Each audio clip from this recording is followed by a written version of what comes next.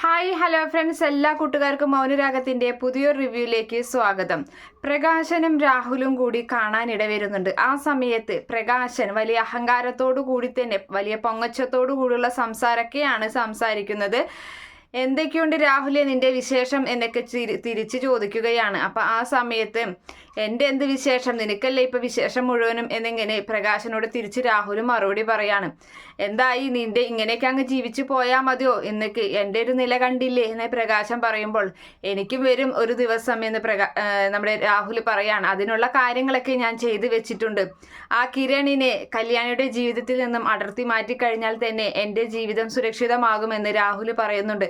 അതിന് നീ എന്തെങ്കിലും ചെയ്തിട്ടുണ്ടോ, നിനക്ക് എന്തെങ്കിലും ഹെൽപ്പ് വേണമെങ്കിൽ ഞാൻ ചെയ്യാമെന്ന് പ്രകാശൻ പറയുമ്പോൾ അത് വേണ്ട, അതിനുള്ള കാര്യങ്ങൾ ഞാൻ മുന്നേ ചെയ്തു വെച്ചിട്ടുണ്ട്. അവരുടെ കമ്പനിയിൽ ഒരു പുതിയൊരു പെൺകുട്ടി വന്നിട്ടുണ്ട്, ക്രിസ്റ്റീന. അവൾ എൻ്റെ ആളാണ്. അവൾ നോക്കിക്കോളും ബാക്കിയുള്ള കാര്യങ്ങൾ. അവരെ തമ്മിൽ അകറ്റുകയും അവൻ്റെ മനസ്സിലേക്ക് ഇടം പിടിക്കുകയും ചെയ്യും ക്രിസ്റ്റീന എന്ന് രാഹുൽ പറയുന്നത് കേട്ടു പ്രകാശൻ ഒരുപാട് സന്തോഷമാവുകയാണ്. പ്രകാശൻ ആ കാര്യം ചെന്ന് അമ്മയോടും കാർത്തികയോടും ചെന്ന് കാര്യങ്ങളൊക്കെ പറയുന്നുണ്ട്. അമ്മയ്ക്കും വിക്രത്തിനൊക്കെ അത് കേൾക്കുമ്പോൾ ഒരുപാട് സന്തോഷമാവാണ്. അങ്ങനെയാണെങ്കിൽ അവരുടെ ബിസിനസ്സും തകരും, അതുപോലെ തന്നെ അവളുടെ ജീവിതം ഇല്ലാതാവണം, ദീപ എന്ന് പറയുന്നവളുടെയും തല കുത്തി വീഴണമെന്നൊക്കെ ഇങ്ങനെ സംസാരിക്കുമ്പോൾ ഇതൊക്കെ കേൾക്കുമ്പോൾ കാർത്തികയ്ക്ക് അത് വലിയൊരു ഷോക്കായി മാറുകയാണ്. അങ്ങനെ ഒരിക്കലും തൻ്റെ അനിയത്തിയുടെ ജീവിതം നശിക്കാൻ പാടില്ല എന്നൊരു ഉറച്ച തീരുമാനം കാർത്തിക എടുത്തിട്ട് വേഗം തന്നെ അതിന് വേണ്ട കാര്യങ്ങൾ ചെയ്യുന്നുണ്ട്.